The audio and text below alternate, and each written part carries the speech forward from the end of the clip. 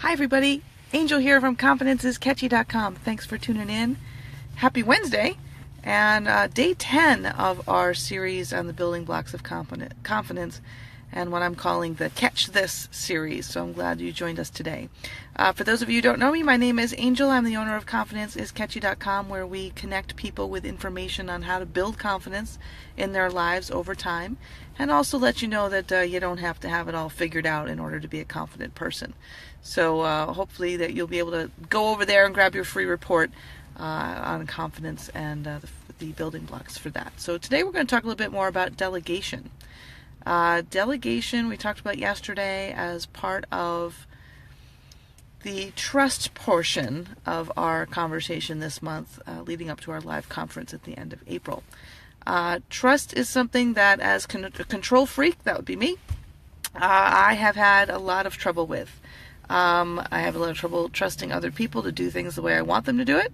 I have a lot of trouble trusting that things will get done when I delegate them, or get done at least well enough that I can kind of pick up the pieces afterwards.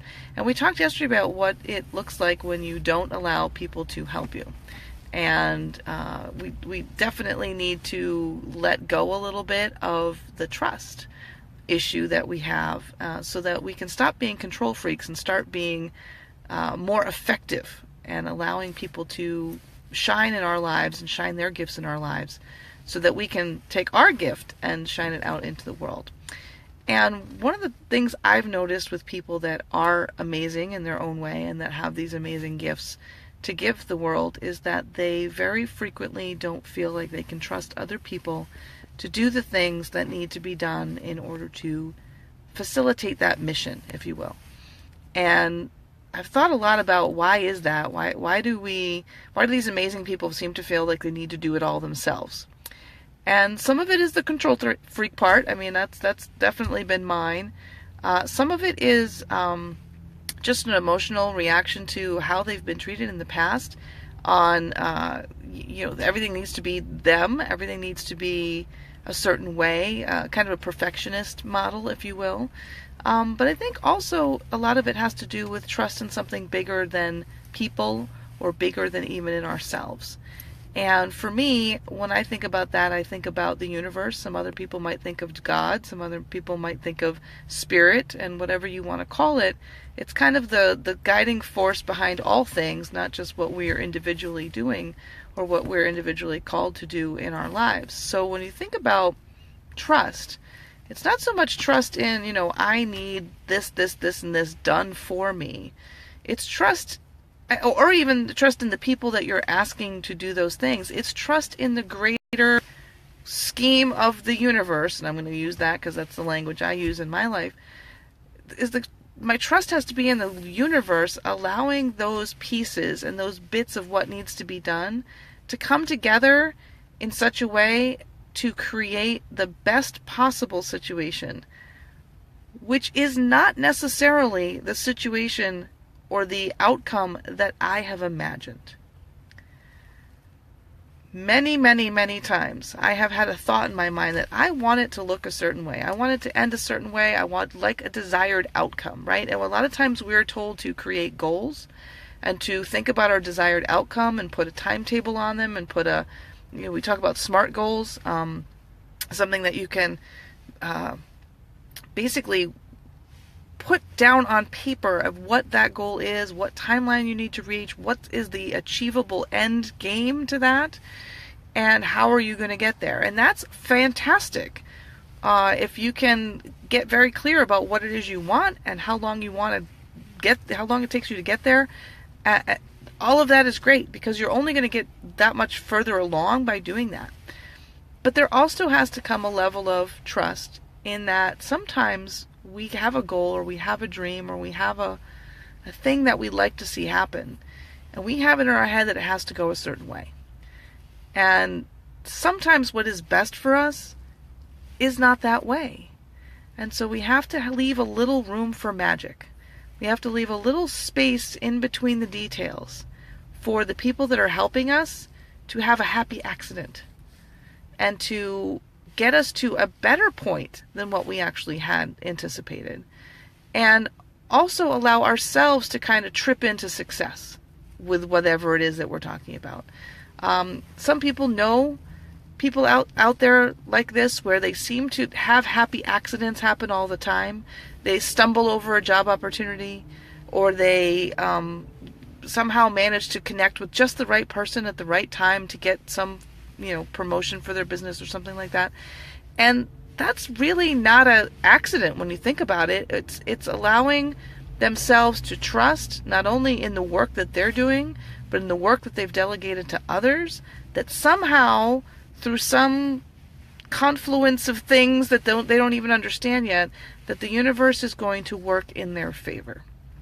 And that the right people will appear at the right time and will affect the right kind of change in that system, whatever it is that we're trying to work on, when they're supposed to. And I think those of us, myself included, who's a complete control freak about every little thing, we forget that there's magic when you let go. And so when we talk about delegation, I'd like you to think about what would happen if you were able to delegate some of the things that you probably could delegate, but that you're not really feeling good about yet. What would happen if by doing that you connected with, let's say, a celebrity that you've always wanted to meet? Or let's say you connected with the perfect business partner for something that you were planning or organizing or doing. Or even just connected with the perfect person to help you complete a task that you felt was just immeasurably difficult. Or just by happenstance, if you will, although nothing's by accident, you met the perfect person in your life. How would that feel? Now, I can illustrate to you in my own life that this is pretty much how everything good has ever happened to me. But I'm not going to take the time to do that. I want you to think about good things that have happened in your life and how did they get there? What silly little accidental, if I hadn't been here at that moment, if I hadn't gone to dinner with that friend, if I hadn't sent that email, or if I hadn't made that mistake, what good thing would I no longer have in my life? What would not have happened if that had been the case? And now expand upon that. If you're going to delegate to somebody else, what happy accident could they create? What happy circumstance, having that person helping you, what could that bring to you that you don't even know exists yet? That you don't even know that they know? If you want to play 7 Degrees of Kevin Bacon with me for a second, that's the kind of connection that I'm talking about.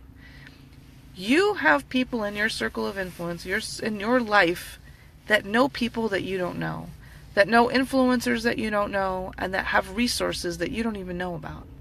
And when you allow people to help you, when you give up enough of the control to let somebody in, to be able to see what it is that you need, and reach out to the people that you need that need to be reached, sometimes that happy accident is just allowing that middle step, just allowing that person to help you enough to get you from here to there. The thread between you and the thing you need is that person in the middle. And if you don't let anybody help you, if you're not willing to delegate, if you're not willing to trust that the universe is indeed conspiring for you, it's going to be really hard to make that leap. It's going to be really hard to get from point A to point B, or I should say to point C, without that B person in the middle. So today, as you think about the things that you could delegate but you're not sure about, think about all of the connections on this spider web of life that you might be missing because you're not willing to let go and let someone else help you. So thanks for tuning in today. I'll be back tomorrow. We'll talk a little bit more about trust as we move through the month. And as always, if you haven't gotten your free confidence report, go to confidenceisketchy.com, grab that. Like, share, smile, O-face, whatever you want down below. And if this resonates with you or somebody you know, please go ahead and tag them. Share, like, all those things. And I so much appreciate you being here. Thanks. See you again tomorrow. Bye.